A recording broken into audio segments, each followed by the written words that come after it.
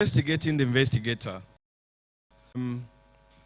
What we do in our own newsroom is that when our younger colleagues go out for stories, especially investigative reports, we follow them, as they say, bumper to bumper.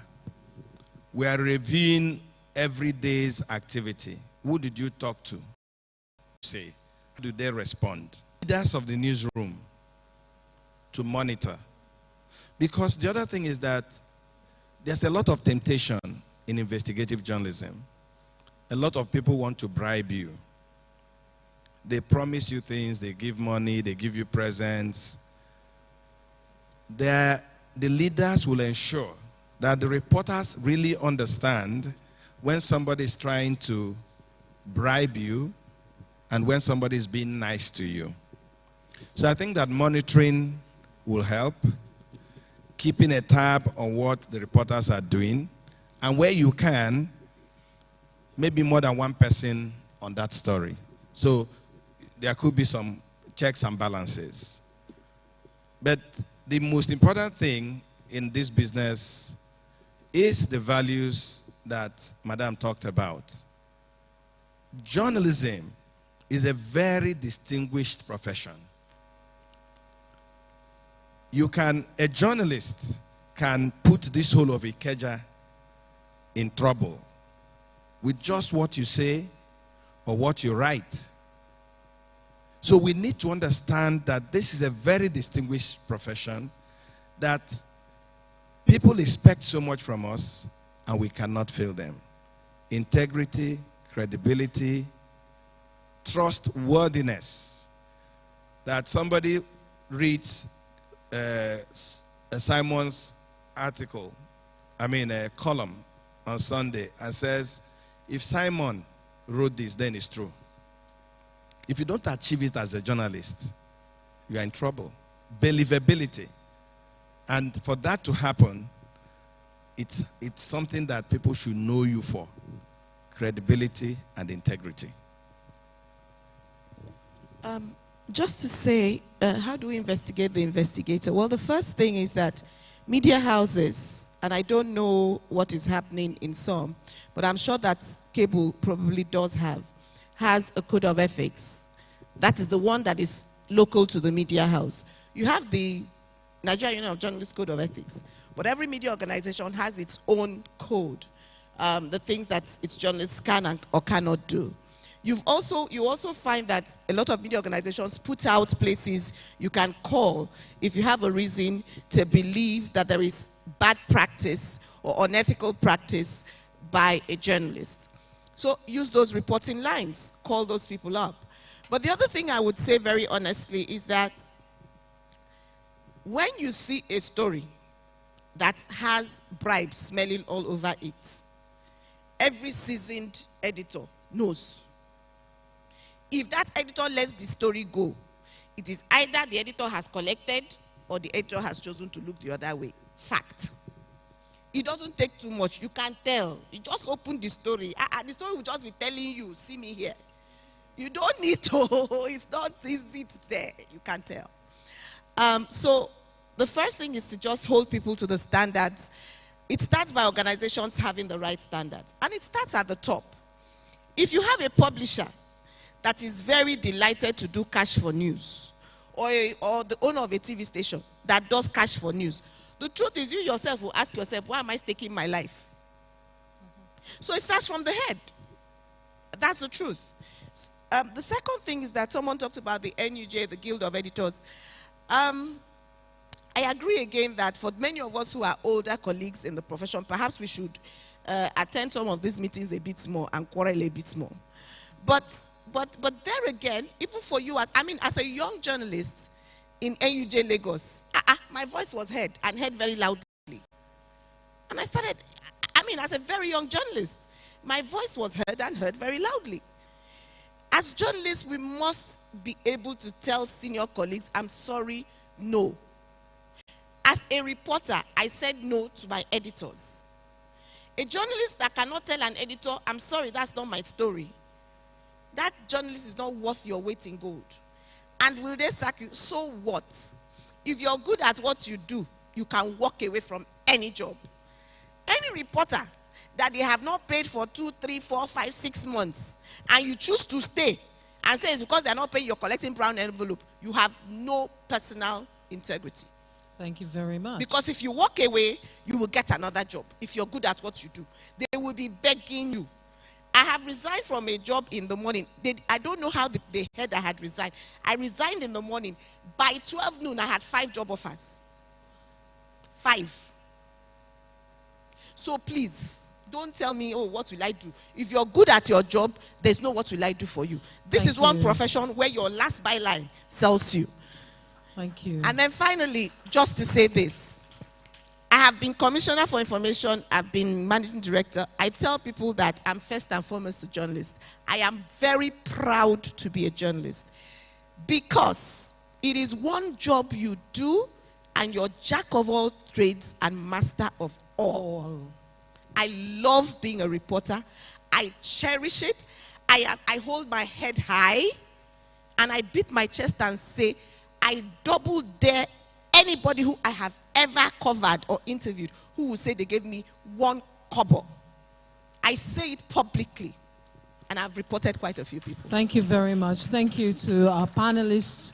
I'm told that Mr. Badiru had been signifying that he'd like to say something. So just before we go, I'd like to give you the opportunity to ask your question or make your comment, but you kindly make it very, very brief.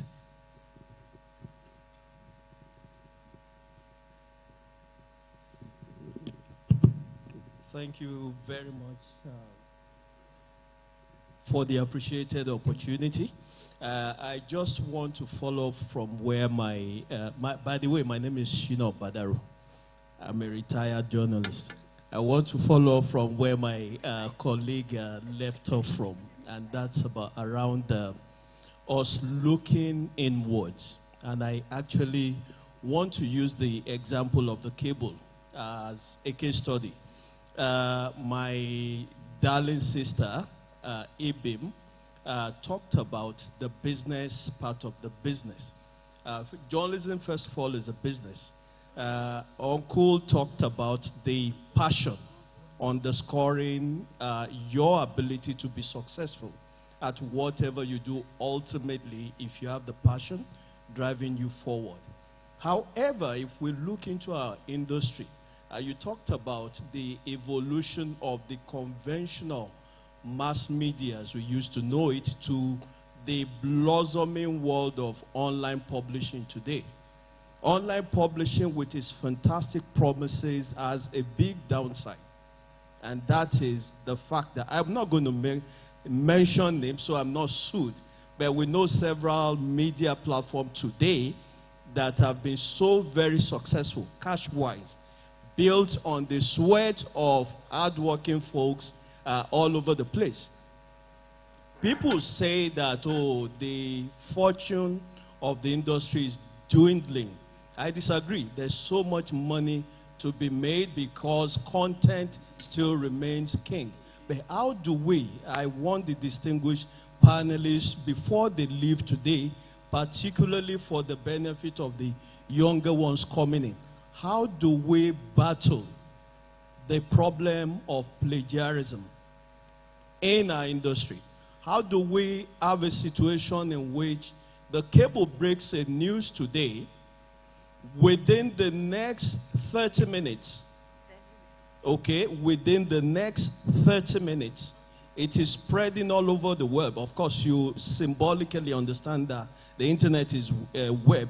It is all over the webs, all over the web, on the website of those people who never contributed one line of intellectual property to such an endeavor, but end up gaining all the traffic, gaining all the advertising, and we have never been able, ever, to make just one example. So in that case, the cable loses money. The thief, I call them thieves. The thieves makes all the money. They show you they bought 40 number of shoes worth millions and all of that. So I want us to address this so that we can address the fundamentals of the business, part of the journalism business, that can enable us bring about again that culture of investigative journalism, that culture of sustainability, the passion and everything good about this noble profession. I love just like she loves it, and I'm willing to die for. Thank you very much. I also appreciate the opportunity to be allowed to ask my question. Okay, think that, sitting down here, I think that what Simon succeeded in doing is to make some of us feel very guilty. And here's why I'm saying that, because I listened to Simon, I'm listening to him, I'm listening to Shino, and I'm thinking it's time, and somebody called me veteran, I suddenly feel very old. But it's time those of us who've practiced for long and who are fellows of the guild or fellows of the union, it's time we came together and began to demand a bit more from our unions. Because the issues of plagiarism are things that we need to actually make a front burner conversation. Our people cannot continue to lose money. So this is where we need to actually come together. This is where we must leverage on all of those contacts we have and force the arm of both the National Assembly and whoever's arm we can twist and force to ensure that we protect people's property rights and people's intellectual rights. Because, quite frankly, we're losing money, and I agree. So perhaps, since there are many of us who have suddenly entered into that, oh God, am I really a veteran? Oh my goodness. It was that maybe it's time we actually save the future of the younger ones. I think that is something for the Guild, the NUJ, the Proprietors Association, BON and the others. I mean, it's a conversation we really should have. We should take it beyond here.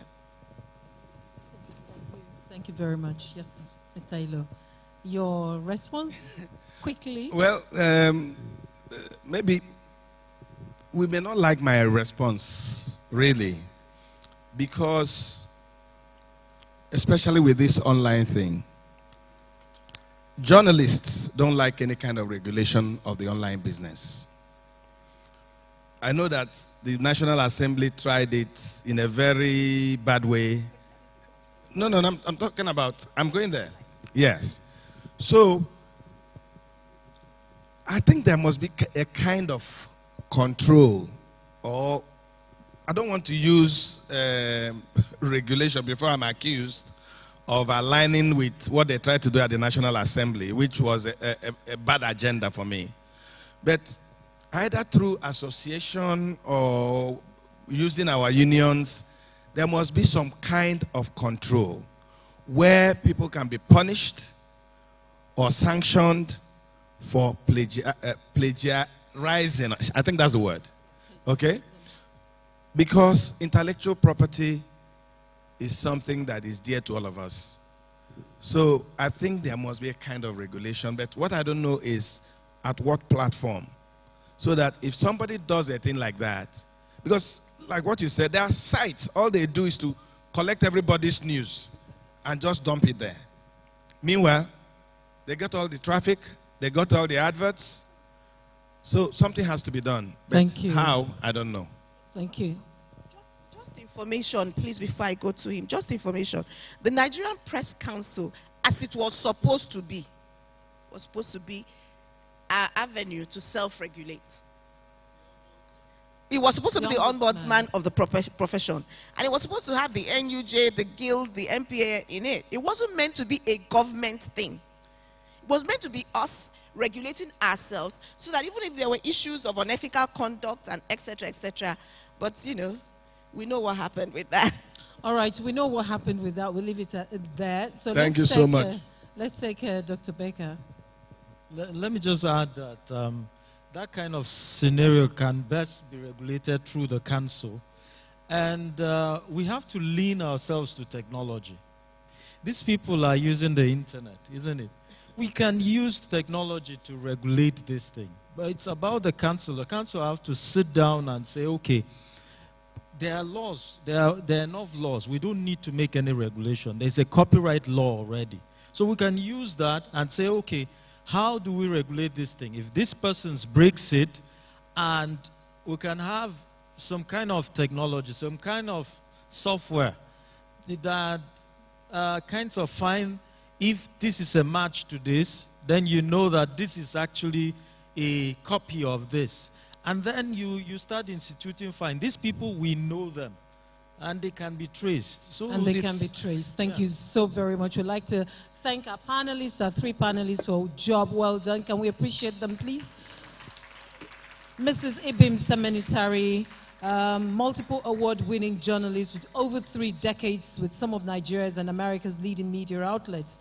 The first female journalist to win the CNN African Journalist of the Year Award, 2-time winner of the Nigeria Media Merit Award, 3-time winner of the Diamond Award for Media Excellence. She's paid her dues. We're honored for you to be here.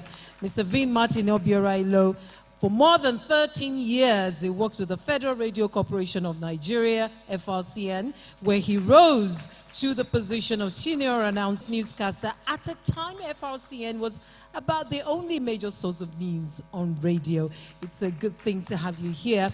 And representing Professor Aliyu Jauro, we have Dr. Christopher Becker, Director, Land Resources and Watershed, who's been part of this dialogue for development and this cable colloquium. I thank you very much for being here. Thank you so very much. Let's give them a robust applause. Oh, I'm told we're taking a photo, madam. We're taking a photo, and we're being joined by the CEO, Cable Foundation. Let's have an applause.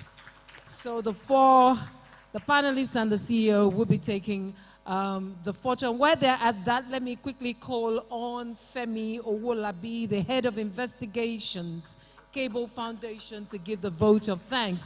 He'll be giving the vote of thanks where the photo session is going on. And with that, we've come to the end of the show, the event. Let me give this to Femi for now. Thank you so much. Ladies and gentlemen, it's been an all-interesting time since the event started around 9. I want to thank every one of you for coming.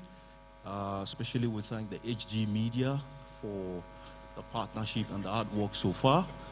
We also like to thank the Connected Development from Abuja. We'd like to thank Primorg. Then we'd like to appreciate our students from the Institute of Journalism in Lagos, also our student from University of Lagos, our student from Lagos State University, and our student from the National Open University. We also like to acknowledge and thank Shina Badru, the Chief Executive Officer of Technology Times. We also like to thank Nira Adedoku, who's a writer and journalist. All right, we also like to thank our Executive Director, Cable Foundation. Please put our hands together for him. Ladies and gentlemen, we have now come to the end of this colloquium. Once again, we thank you for coming and to have a wonderful afternoon. Thank you very much. I'm told lunch is ready. You've been at the Cable Colloquium, organized by the Cable Newspaper Journalism Foundation. We've been having a dialogue about the vital link between investigative journalism and people-led demand for good governance. We'd like to thank you for your patience and time. We thank our online audience on Facebook, on Zoom, on YouTube. Thank you very much for being a part of this. We hope that moving forward, there will be some coalition and collaboration between the people and journalists in Nigeria and the media in general. I've been your moderator. My name is Anike Ade from Care Treasure. Thank you very much for your time. Bye-bye.